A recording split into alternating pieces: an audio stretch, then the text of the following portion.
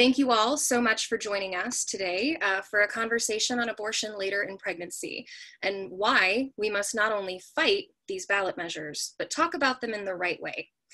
Before we get started, I want to offer a special thank you to our amazing friends at Abortion Access Front, especially to Liz Winstead and Anna Bean for helping to coordinate and to make this panel happen.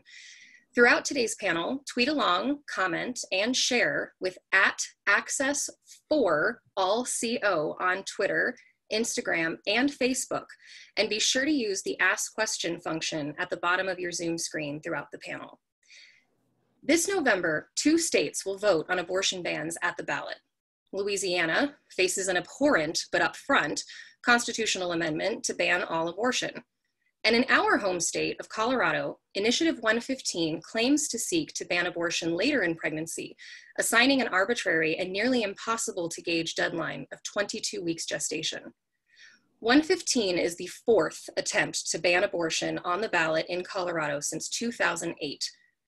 The proponents of the Colorado measure call this a late-term abortion ban as a way to manipulate and deceive voters, too many of whom unfortunately respond to such a message with the idea that this is somehow a compromise on abortion rights, something that President Trump and his administration recognize and routinely seek to use to their advantage. For those of us who fight for bodily autonomy and the right of every individual to control their own medical decisions, we know that there is no compromise on when politically motivated opinions should interfere with personal medical decisions. We also recognize these as what they are, the first step towards banning all abortion. My name is Gena Ozols, and I am with the Calor Action Fund, Colorado's only reproductive justice organization. And today, I am joined by an incredible panel of experts. My colleague, Karla Gonzales-Garcia, the policy director at Calor, Dr. Warren Hern from Boulder Abortion Clinic, a physician and abortion practitioner, and as a side note, a personal hero of mine. Justine Sandoval, statewide engagement manager at Cobalt Advocates, and Lauren Smith, issue campaigns manager at New Era, Colorado. Thank you all so much for being here. And please, everyone who is in attendance, please be sure to read up about these fabulous panelists' bios on the Netroots app.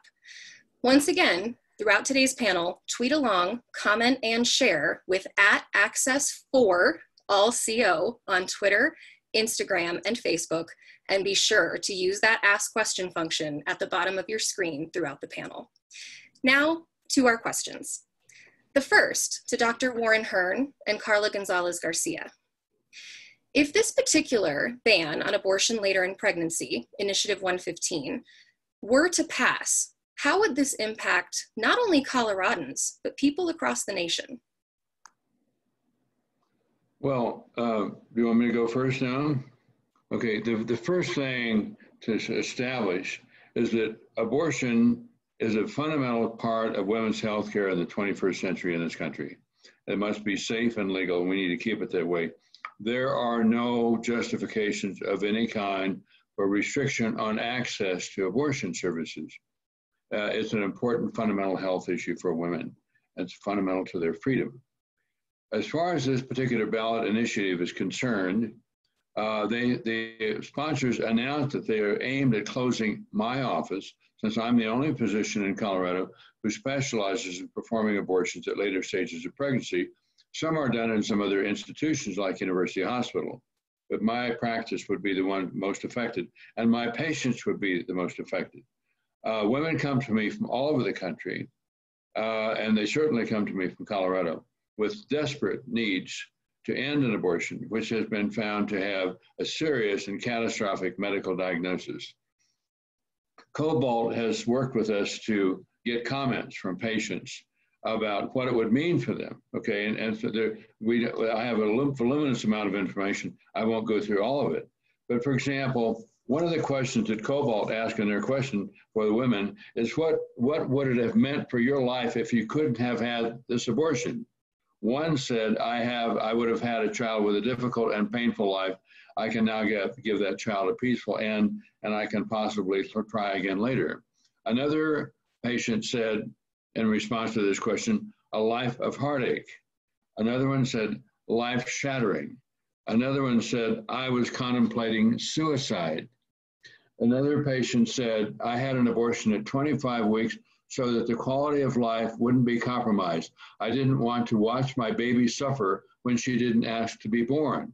Watching her turn blue because she would be lacking oxygen is inhumane in my eyes. So another one said, because my pregnancy was a product of rape, I feel as though my mental health would have been dangerously dropped. I could have lost everything. And women who come to me from all parts of the country, and we even get patients outside the United States. But anyways, this would have a catastrophic effect on the women who would come to my office, because many of them have been turned away from clinics where they perform abortion, but not as far along as we do. And they need advanced care. They have acute medical emergencies, and they have catastrophic problems with the malformations and genetic disorders in the pregnancy, many of which are not compatible with life. So all of these women in my practice would be affected, and they would have no place to go. Thank you, Dr. Hern, for everything that you do and for the stories, the quotes of the people that have shared this with you. Because similar to what Dr. Hern is talking about right now, and the question for me is more like how we ask those people, those pregnant people, about how this will impact them, correct? Or would it impact them? And like with these stories, what we are hearing is not just their mental health. We are talking about their physical health. We are talking about their emotional health. We are talking about their spiritual health. These abortion bans, and specifically to this one at 22 weeks, is obviously motivated just by political interest. So the only thing that is happening right now is that because of political interest, we will potentially put people in danger. Once again, I want us to walk away not to walk away, but I want us to include all the issues that people will be facing on this, like physical, emotionally, spiritually, mental health. It's like the whole entire human being. And when we walk away from that, we are literally objectivizing, and we are just putting a contest into just the physical being, when we are more than that. And bans like this, and specifically a 22 week, it will exacerbate the barriers that already, for example, women of color face when they are trying to access to an abortion, a safe abortion services. Because let's be real here, as a woman that had an abortion in a country where abortion is illegal, when you ban abortions, they just don't disappear.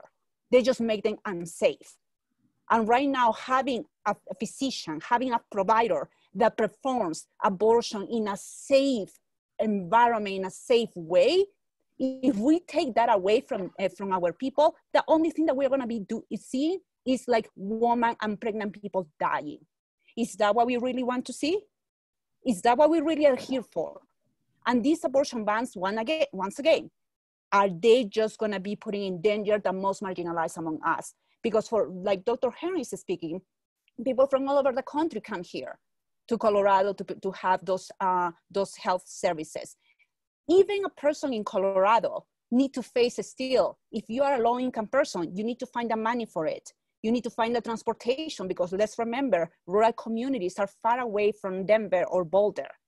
They need to find childcare. They need to make sure, for example, they are getting paid to take the time off. And Colorado doesn't even have paid time leave yet, hopefully later on. But all these things are we need to take in consideration the whole entire social, economic, political factors that influence the decisions for us to have an abortion and how we do it. So this is a great example of racism, of systemic racism.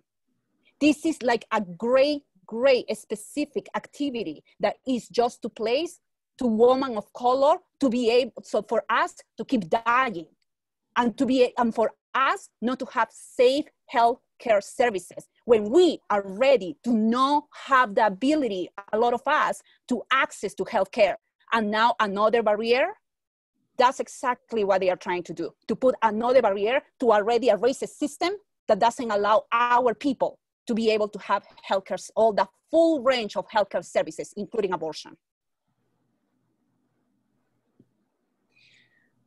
Thank you so much, Karla.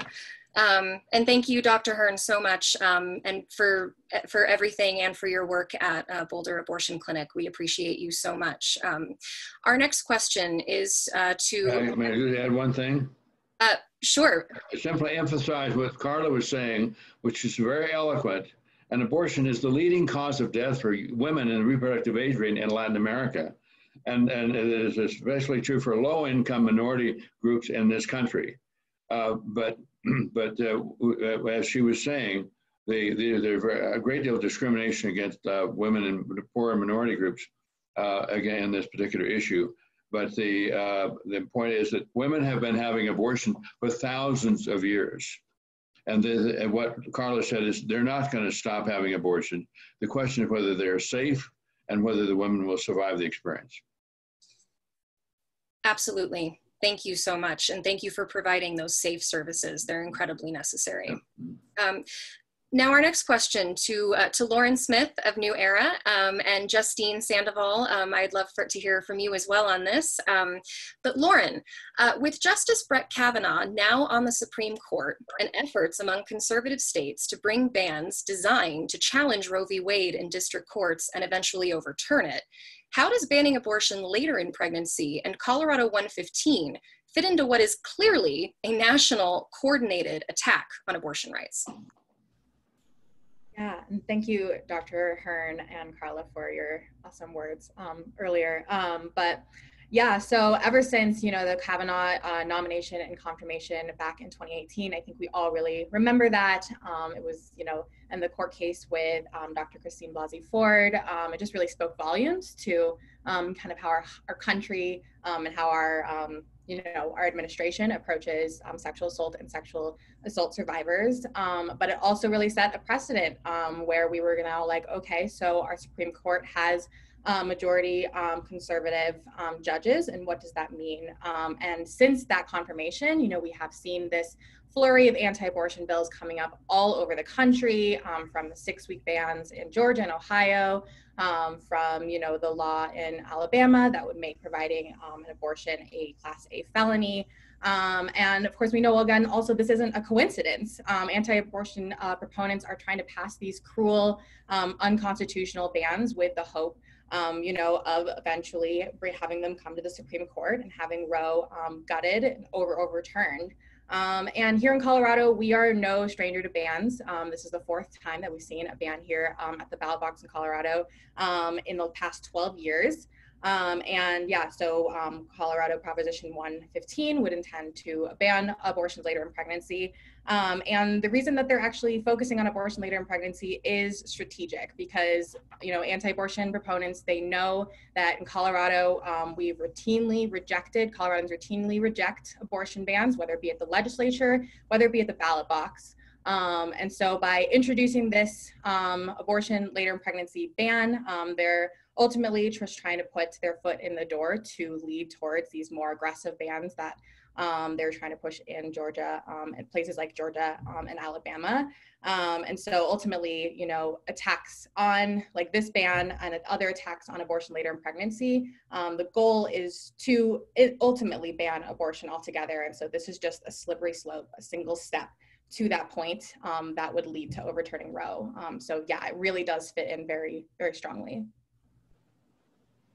Yeah, and thank you all for having me here today. And just to echo exactly what Lauren was saying, we've seen this model legislation in states all over, these same 20-week bans being passed all over the country. Here, and that's the case with Prop 115 that we see here, an attempt to ban abortion after 20 weeks. We found out that the 22 weeks thing that they picked was just some arbitrary number that polled well for them. So there's not even a medical reasoning behind the 22 weeks. It just sounded good. So we see stuff like that happening all the time. And we see that in bills in the state legislature. And fortunately for us in Colorado, we've been able to keep the onslaught of bills away because of the hard work of many of the people here right now who have been able to stop that. But the goal is, in each of these states, it does two things. They know that Americans are majority pro-choice. So they're not going to win with an outright ban, but they do these things like these little bills and, ballot measures to chip away at it.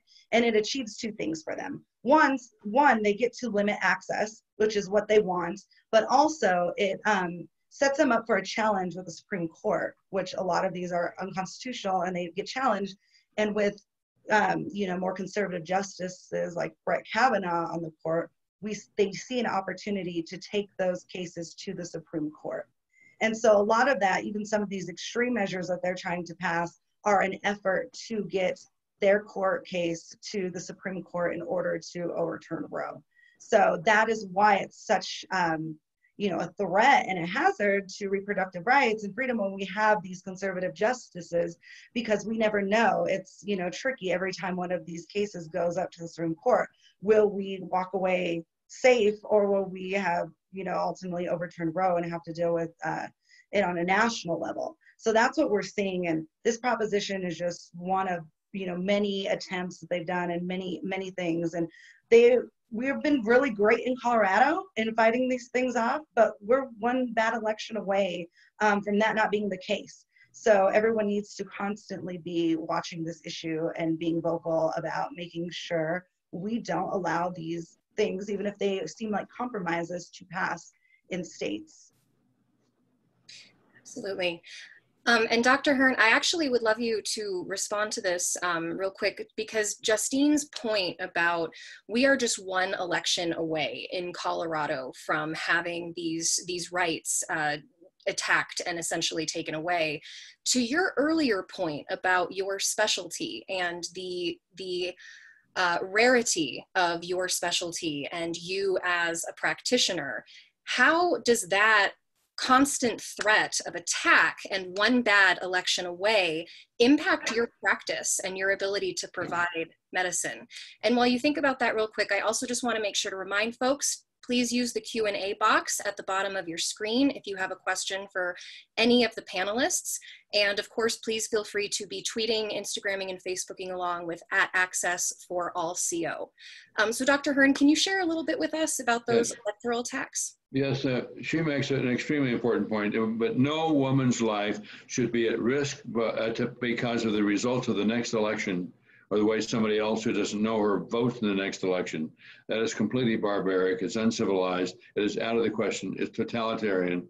There are many things behind this, but that is the assessment point. No woman's life should not be at risk because of the next election. As far as the effect on my practice is concerned, I've been doing this work for more than 45 years. So I have specialized in outpatient abortion service. We see patients from all stages of pregnancy.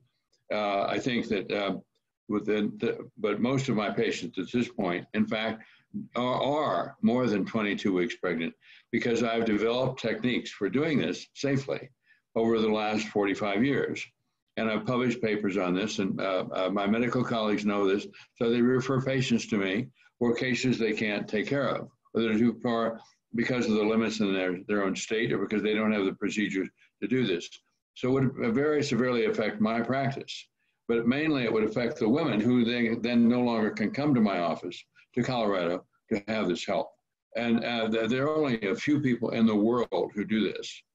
And most of the time, I've been the only doctor, or only one of two doctors, doing the abortions later in pregnancy. And there are only a few anywhere in the world. Thank you so much for further clarifying and expanding on that point, Dr. Hern. It's something I think a lot of people don't necessarily understand about the danger of this particular measure and these particular attacks. And speaking of that, Karla, I would love to turn to you because Dr. Hern brings up a great point. And there seems to be a heavy focus by anti-abortion conservative lawmakers to push misinformation on abortion just overall, but specifically on abortion later in pregnancy and so-called born alive bills, which we also know is not a thing. But why do they push these falsehoods, and how can the reproductive health rights and justice movements fight back? Thank you, Gena, for your question. I was thinking a lot, actually, about this particular question because, you know, like how is this that they keep doing this? Why they keep doing this? Like pushing so many known facts or like quote unquote alternative facts, correct? I think they're gonna take us you all to make relationships here.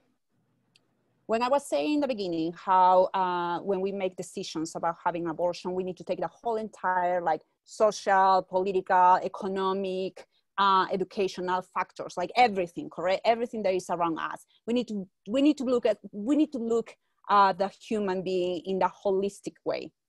And similar to this, when we are talking about misinformations, when we are talking about falsehoods, you're talking about systems, how systemically, like these folks have been literally gaining some space into like larger conversations.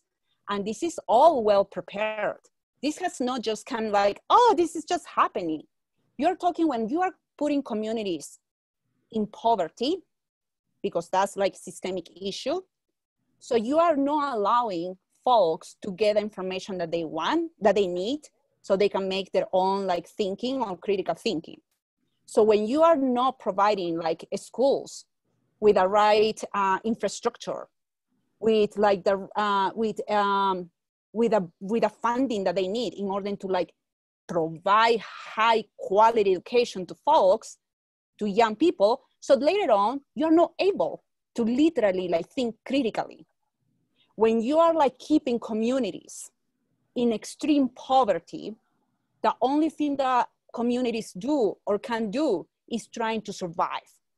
So when issues like this come, what happens is the only thing that you're gonna go and do is like not think much because you are trying to survive, but it gets like these folks are trying to get into like the emotional response, correct? Because that's kind of like what we go to when we don't have the information and the facts, because it's an issue that a lot of times like we can't wrap in our head because it is complex. The thing is here is like the momentum or like the steps to be able to put this in a higher platform were happening for many years, were happening for decades. And the movement in itself didn't do a good job to do this because they were trying to like, one, they were like, we were all like trying to make sure that these bans or like these laws don't pass. So we were like in reactive mode, correct? And then we didn't have enough of a space to do the education and the critical work to make sure that the right information goes to our communities. And I'm talking about all communities, correct? However, I want to put the issue of race here. I want to come from a critical race theory framework here. Because when we talk to our communities of color, they understand. They understand that people deserve to have the right to access to all services, healthcare services, including abortion. Doesn't matter the time. Doesn't matter if it's at the first semester, second trimester, or third trimester, because they live in their bodies these experiences a lot of times when they don't have the ability to be able to get access to healthcare. So the movement has been, unfortunately, has taken, like, we weren't advancing because we were like we were reacting to all these complicated things and trying to preserve what we had. And when we're talking about also, let's not forget, because if we don't talk about race issues, why mainstream organizations and why leather and the abortion like right access movement in itself hasn't allowed women of color to speak up about the whole entire spectrum of issues that we face in order when we are trying to access like the healthcare services that we need. So now we are here, correct? In the 2020, trying to like fight fascism, trying to fight for the rights to survive within our communities, for our Black siblings to be able to like have some, like be able to be perceived as human beings. It is all tied together. And when you have a media that is just like literally playing into sensationalism, but instead of like providing information that it comes from research, from evaluations, from the experiences of our people, then we are in all this mess. So now we are in 2020. I'm facing this ban in Colorado that supposedly we are just a purple state and fighting this. So we are working really hard to provide the education that our communities need. And when we do the education, our communities react well, communities of color. I say always, and I'm gonna say today and always, white folks, work with you people. Work with you people. Because we're doing a good job educating our folks, but white folks, work with you people. Because obviously they are being the problem here right now. So how we do this, we are all have to take a step back and respond instead of like come up with reactions. Because otherwise we are not gonna accomplish the cultural shift that we need in order to stop this. The only thing that we're gonna keep doing is just react and not bringing the services that our communities need, the full range of healthcare services, including abortion. Thank you so much. And Dr. Hern, I'm actually going to ask you to hold for a few minutes because this is a really great segue into the question I wanted to ask Lauren. Just another thank you so much. And so just another reminder for folks, please be sure to be tweeting, Instagramming, Facebooking at Access4AllCO. And if you are interested in learning more about our campaign, please visit www.voteno115.com. And you can sign up for our email list or feel free to drop your email in the chat box. Lauren, so speaking of what Karla was just talking about, we know that most policy, including abortion bans, have the most significant impact on already underserved communities. Can you speak to how groups such as communities of color, rural communities, disabled and LGBTQ folks, etc., face compounded barriers to accessing all abortion care, and particularly abortion late in pregnancy? And why must we center these groups in this conversation? Yeah, absolutely. So first, there's a difference between something being legal and something being accessible. So when we talk about access to abortion, that's when we really have to talk about all of the different barriers that there are to getting this care. And we know, abortion is protected under Roe. However, there is constant legislation that limits its accessibility, as well as just, of course, systemic racism. And Planned Parenthood versus Casey, it named that restrictions for abortion couldn't cause undue burden, but these restrictions are not happening in a vacuum. There are so many different barriers, and not all of them come from legislation. Some of them come from just like your personal experience, like I said, through systemic racism, or what's happening with the pandemic right now. We are facing an economic crisis on a personal and national level. And when you think about that phrase, undue burden looks different to different people. So the procedure could cost up to $2,000 for an abortion if you're paying out of pocket. And this is a far greater burden to someone who has just lost their job, and with it, their healthcare, because in our country, healthcare is directly tied to your employment.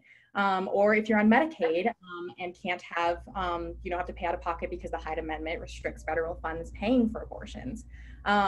So there's all of these barriers already. And then that really just scratches the surface. Thinking about Colorado, only about a third of women, about a third of women in Colorado live in counties that don't have an abortion provider. Oftentimes these are these rural communities, and that forces them to travel long distances. So they're having to pay for transportation costs, such as if they have to get a bus ticket or if they're paying for their gas. And so they also might have to take multiple days off work, especially because oftentimes they're mandatory waiting periods. So they have to travel multiple times to a clinic over the course of a week. And they also may need time for recovery. And then additionally, they might need time to, get secure like childcare. They have to pay for that as well. We know that about 59% of people accessing abortions are already mothers and already have children. So that's yet another step in those like financial barriers. And again, all of this exacerbated by the pandemic.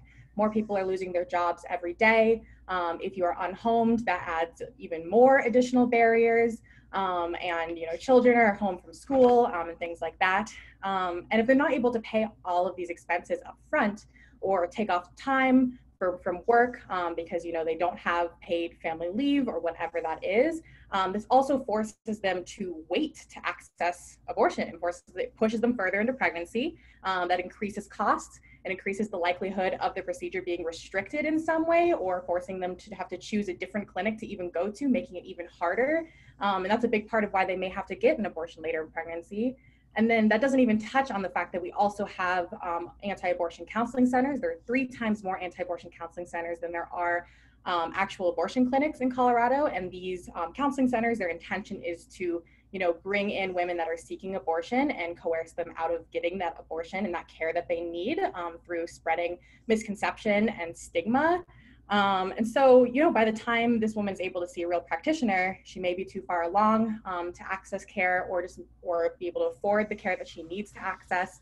And thinking about Colorado, fortunately, we do have access to abortion later in pregnancy, but if she were in a state that didn't have access after a certain amount of time, now it's a question of if she's even able to travel out of the state. That becomes so much more expensive. So time is passing and they're forced to wait. And thinking about these like low-income communities, especially, which are comprised disproportionately of people of color because of systemic racism, these underfunded communities have underfunded programs. So it really always goes all the way back even to meaning they have less access to things like comprehensive sexual education and contraception, which increases chances of unplanned pregnancies or the likelihood that the woman won't be able to recognize earlier signs of pregnancy, especially if she doesn't have consistent access to health services or primary care physician that can support her and help her understand what's going on, like with her menstrual cycle and things like that. So it might take her a lot longer to realize that she's pregnant.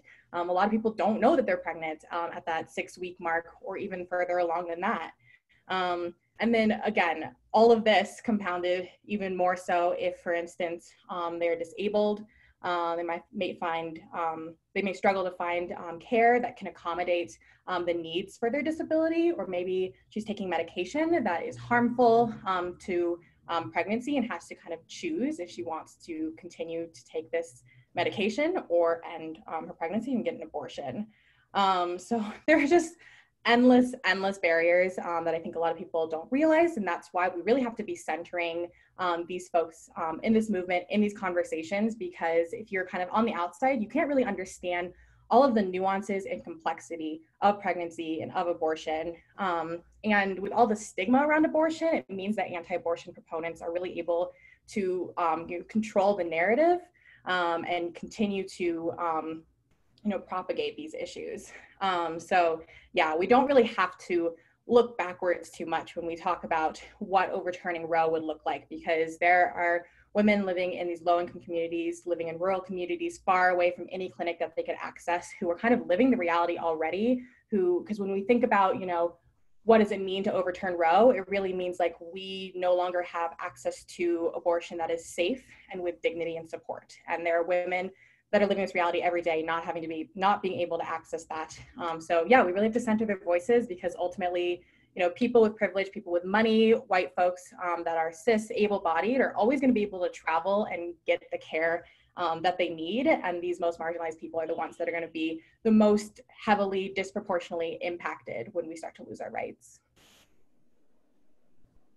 Yes, thank you so much for that great walkthrough, Lauren. And we are getting some questions into our Q&A box. But I think, ultimately to sum up what you were saying is that every pregnancy is complex, every pregnancy is unique, and life is complicated. Proposition 115 is essentially looked at as a one-size-fits-all mandate that we are looking onto the state. And so, Justine, we do have a question for you coming up, but I actually am wondering if we can hold for a moment, because we have a couple questions that I think Karla and Dr. Hern will be able to answer very eloquently before we wrap up. Is that okay? Awesome, thank you so much. Karla, we have a question in the chat. Sorry if I missed this, but are there any exceptions under the proposed law? Can you help walk us through that?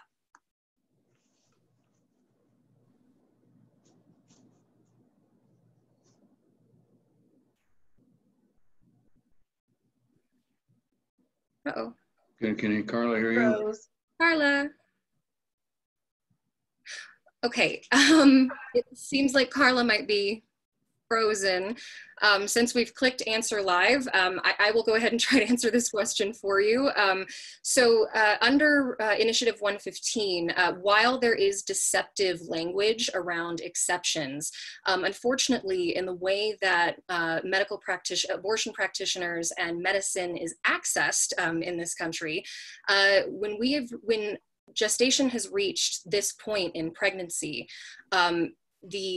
the stalls that are put in from needing to see a second doctor, as Dr. Hern noted, he is one of the only physicians who is able to practice this at the moment, and he is not able to easily refer out necessarily. And so this really, while there is deceptive exception language, is not actually a real exception. It is once again very deceptive and designed to kind of trick people. Oh, Karla, are you back on? Oh. Yes. Yeah. Sorry, like my internet was missing and I'm using my phone right now. So no worries. Please correct me if I'm wrong, my friend. Was that right? Please, I know you are a policy expert. Tell me. I couldn't hear because I was changing phone. So what was the question? Are there any exceptions under Initiative 115? So this is the thing with this ballot initiative. It has no exception in cases of rape and or if the health of a person, a pregnant woman is in danger. So you are talking about like literally people that are already put into a very, very vulnerable situation. And on top of that, this ban will literally exacerbate that vulnerability that they are in right now. So my question is like, are they really trying to make sure that life is protected? Or what they are trying to do is actually punish people for considering be able to make decisions upon their body themselves. And in this case, probably a pregnancy that they wanted. And if they didn't want it, that pregnancy, it is still their belief that for their mental health and emotional and spiritual health to make those decisions. So to your question, unfortunately, this ban doesn't have exceptions. And this is very problematic in so many levels, as we are seeing.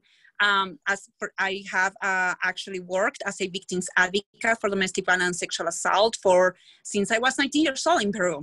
And when I came to this country for 11 years, and I have seen firsthand how, for example, young pregnant people that were abused in incest situations and all the shame that they had, that they weren't able to tell, a safe person that they were pregnant after 6 months. So we were trying to help this person and their families to be able to have the money, the transportation to perform an abortion later in pregnancy, when this person was already in such a traumatized situation. And I want to be like I want to make sure that you all also understand that these are very traumatic experiences, correct? And I want to make sure that we are taught also that we need to take in consideration not just these traumatic experiences, but what if the experiences in excess that a lot of times maybe are not traumatic, but they are like what Lauren was talking, the systemic barriers that push a pregnant person to no access to this service in a timely manner. And also, once again, coming to the experiences, for example, in Latin America. I was in Colombia when we were visiting some abortion clinics. And as you might know, hopefully you know, as an educated person, Venezuela is going through a lot of things right now. So Colombia has gathered a lot of literally millions of people, millions of Venezuelan refugees in their country. When we went to see the only abortion clinic in pretty much in Latin America, we got to talk to the providers, and the providers were telling us very stories where pregnant people, the pregnant woman will beg them to perform an abortion later in pregnancy, because they are already living in the streets and with no support, with no resources. They didn't want to bring a child in this world to suffer like they were suffering already. So when we not take into consideration that also the experiences of immigrants and refugees coming from torn war countries, like we literally are like taking away their humanity and their ability to live healthy and safe lives. So there is a lot of issues here right now, correct? But most importantly, we need to center the experiences of those that are gonna be the most impacted with this abortion ban. Yes, absolutely. Thank you, Karla. So I actually, to Justine Sandoval of Cobalt and to Dr. Warren Hern, we have a question from Pat in our chat that I would love for both of you to help expand on a little bit. Justine, I know that Cobalt does a lot of work helping to connect women to services, and Dr. Hern, of course, with your experience with all of your patients. Pat asks, help us understand some reasons why women are not able to get an abortion before 22 weeks. I'm sure that there's many reasons, they say. Yeah, I mean, access is the number one reason. You know, as Lauren had mentioned, there are fake clinics that outnumber actual abortion clinics, and the access for people to be close enough to an abortion clinic is one barrier. Another is costs, of course. And, you know, at 20 weeks, a lot of people don't realize they're pregnant until they're actually several weeks along. And these type of bans or these situations created this, you know, arbitrary cutoff of 20 weeks when people really, you know, need time and need to be able to have access to get an abortion. And we see that a lot with our Cobalt Abortion Fund, where we have helped people. You know, we've had a situation with a 13-year-old who was pregnant by her stepfather, and they were undocumented, or the mother was undocumented, and she was worried about going to authorities, and they had waited, you know, a long time for her to actually be able to access an abortion. And we were able to help that person get here and pay for, we actually paid for the entire procedure in that situation because it was such an extreme situation. But that happens a lot, actually, and there are situations like that all over the country. So, you know, there are many, many factors, and I'm sure Dr. Hern hears, you know, these reasons all the time in his practice.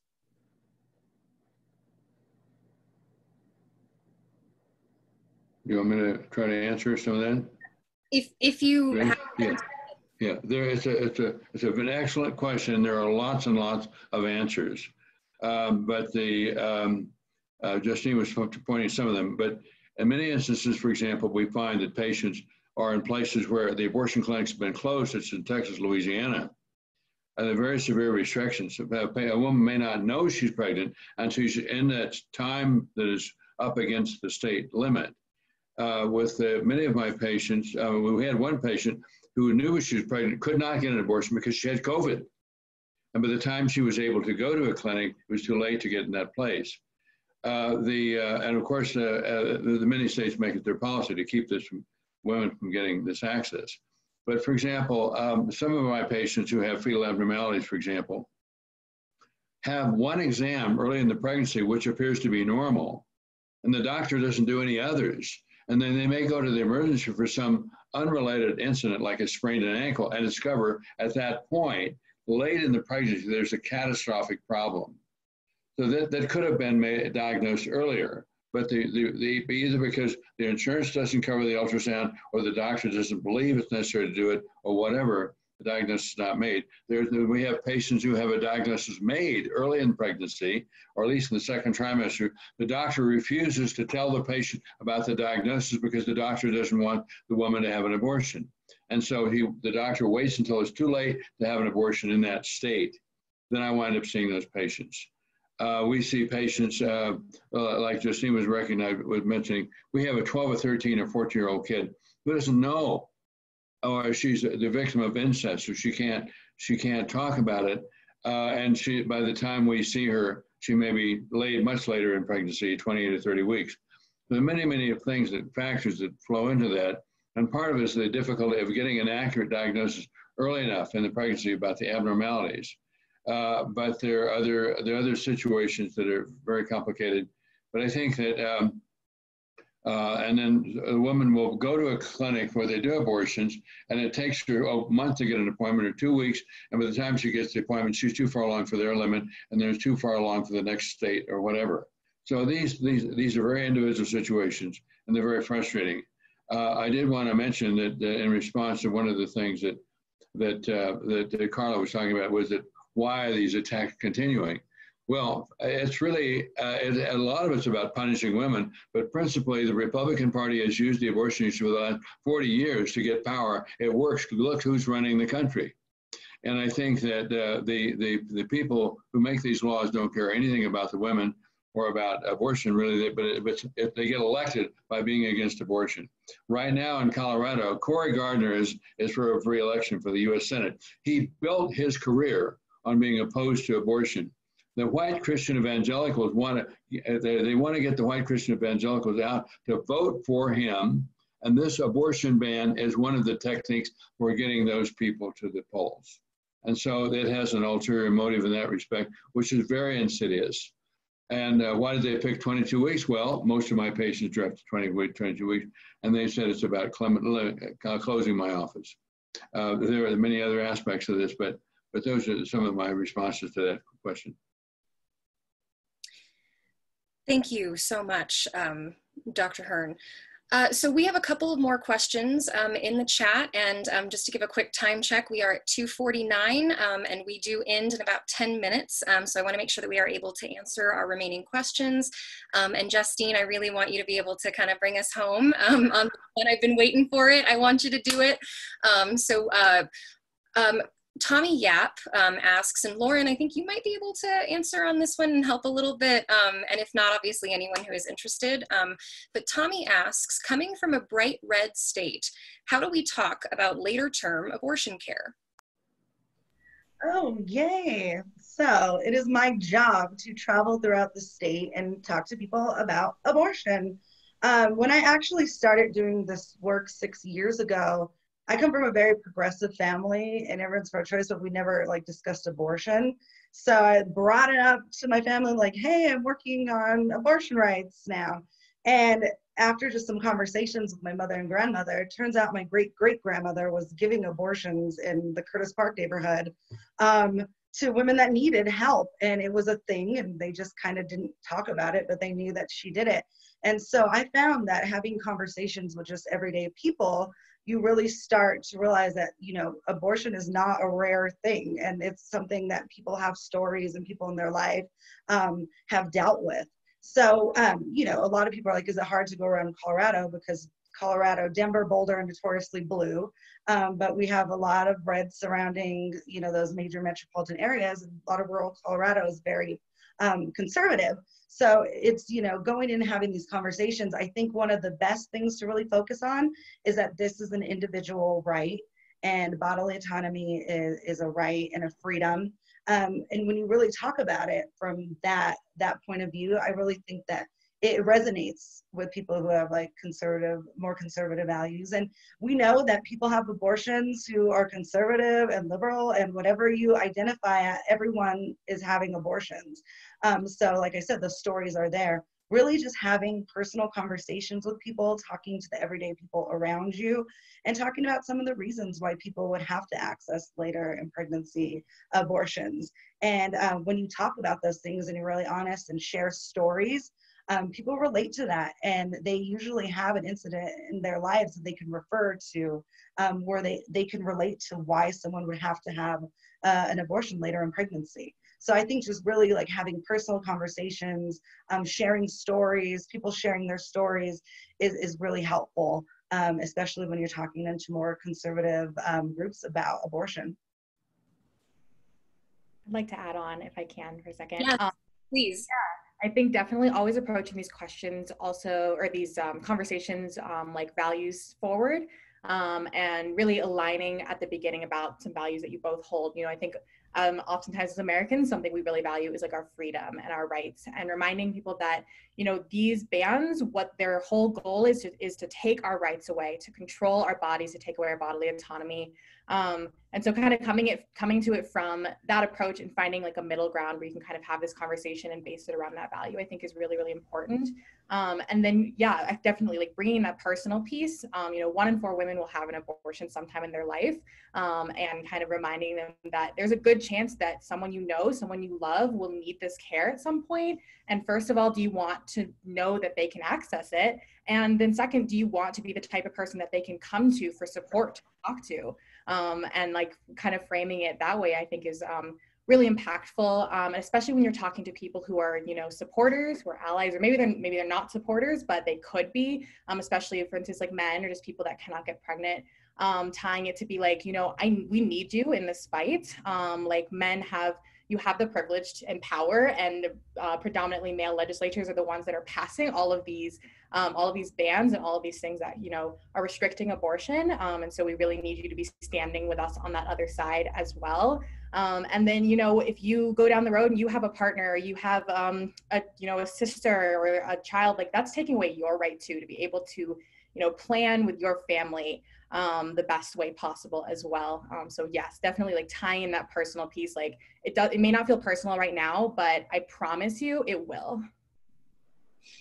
Yes, absolutely. And, you know, I think that it's, however we may feel about abortion at different points in a pregnancy, a woman's health should drive important medical decisions. It's not our place to stand in the way or interfere in someone else's decision. You know, we don't know the complex circumstances of people's lives or their medical needs. And, you know, decisions around abortion should be left to women and families with advice from their doctors and in accordance with their faith, and not politicians. And so I think I want to make sure that we turn to our last couple of questions.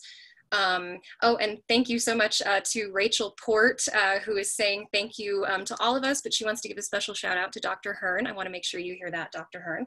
Can I just interject one short, brief 30-second thing? Of course, yes. Yeah. To Lauren's point, and some of the other things other people have said, it's very important to remember that pregnancy is not a benign condition. Women die from being pregnant. Every woman who is pregnant has a risk of dying. There is no justification for interfering with her medical treatment whatsoever. If the Constitution says you may not deprive somebody of their life without due process, if you prevent a woman from having a safe abortion and she dies, you've deprived her of her life without due process. But that's a legal technicality. But the point is that women must, if women are not free, then none of us are free. If they're not free to make a decision about ending a pregnancy, they are not free. And so this is a critical point. So it's a personal freedom, but also in the woman's health and safety in her life. Thank you so much, Dr. Hern. So we have one final question in the chat, and actually, Justine, I do think it fits quite well into that. Obviously, if anybody else would like to answer this, we'd love it as well, but we need to give folks a few minutes to transition to the keynote that's going to be starting in about 4 minutes. So I just want to throw that out there as a time marker. So our final question, oh, and I will make one last plug. For those who are more interested in learning about our campaign, please visit www.voteno115.com, voteno115.com, or drop your email into the chat and we will make sure to get you added to our list. So to wrap up, Sarah Fraser asks us, what do we know about who is asking for and lobbying for and proposing these bans? And Justine, I think specifically, it speaks a little bit to the question I wanted to ask you about who we need to center in these conversations and why. Oh yeah, so what do we know about the people doing these bans? We know that they're deceptive and they use their own made up information, but they're actually part of a larger national network. We have groups like Americans United for Life and all of these different pro-life groups, but we call them pro-birth because we know that that's where it stops for them. And they are doing these things all over the country, and the same type of model legislation is popping up. But we know that these are the same groups who year after year come to our state legislature, and they bring an onslaught of anti-choice bills that we're fortunately able to get rid of. But they are the same groups that year after year continually try to run these ballot measures and try to bring these bills forward in different state houses. And they are pretty powerful. They're not the majority. We know that America is majority pro-choice, but they do have a lot of persistence, and they do have a lot of funding. So they are able to set up their own fake clinics. They're able to, pay lobbyists and have a say in a lot of this. So we know that they are a large organization, that they're well funded, and they're relentless. And fortunately for us, so are we. And we're able to battle these things and keep them at bay. But they are a very powerful network of different organizations that support these types of bans. I would like to ask people not to use the term pro-life, because it means that I am pro-death. So when you say pro-life, do you mean me or the people who want to kill me because I do abortions? Yep, they're anti-abortion, anti-choice. They are not pro-life. Not pro-life. They kill doctors. They are not pro-life. Exactly. Yes. Absolutely. Thank you, Dr. Hern. What a perfect note to wrap us on. If I could institute a swear jar for every person I know who uses that phrase, I would absolutely do it. They are at best anti-choice, but they are absolutely anti-abortion. They are anti-women, and they are anti-women's health. So thank you again so much to all of our panelists. Thank you for inviting me. Thank you so much for coming, Dr. Hern, and thank you so much for your work. Again, I do not say this lightly. You truly are an American hero. And it's an honor and privilege to do this work. And thank you for being involved and supporting what we do. Thank you so much, Dr. Hern. And thank you to Lauren Smith of New Era, and to Justine Sandoval of Cobalt, and to my fabulous colleague, Karla Gonzales-Garcia of Calor. We appreciate all of you, and thank you so much to all of the folks who joined. Again, I'm gonna make one last pitch for voteno115.com, and thank you once again to Abortion Access Front for helping coordinate this panel today. Thank Gena, you. you're fantastic. Great job. Thank you, Dr. Hern. Have a great night, everybody.